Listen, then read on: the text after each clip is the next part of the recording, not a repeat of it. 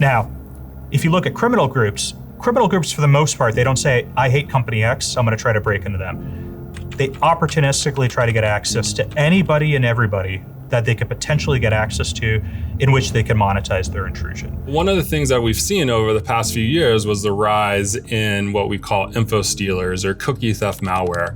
So instead of trying to target a user and phish them for their credentials when they would have to enter their username and password onto a site, they would be targeted with a specific piece of malware that we would call an Infostealer.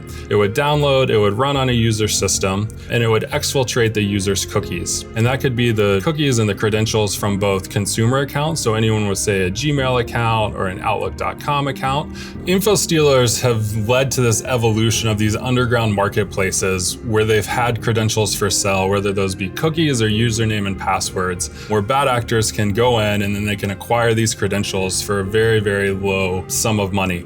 And then they can use those to gain access to these large corporations. Once they got that initial access into a company environment and they figured out who the company is and how much money they make, they would make the determination of how to prioritize that victim versus other victims that they had access to. So this was a shift that we saw a number of years ago. And so we've invested a lot of resources internally at Google to be able to, one, detect that malware when it's being served to a user, as well as to be able to detect when those cookies were sold and then attempted to be reused by a bad actor. We've changed the way in which authentication cookies work, both at Google, but then we're also hoping to roll this out so that others around the internet, other major service providers will be able to take advantage of those new capabilities that Google has developed and rolled out. And we're going to have something new that's called device-bound session credentials or device-bound session cookies, which will tie the cookie to that user and to that browser session. And we have the hope that this will effectively eliminate this whole class of attacks.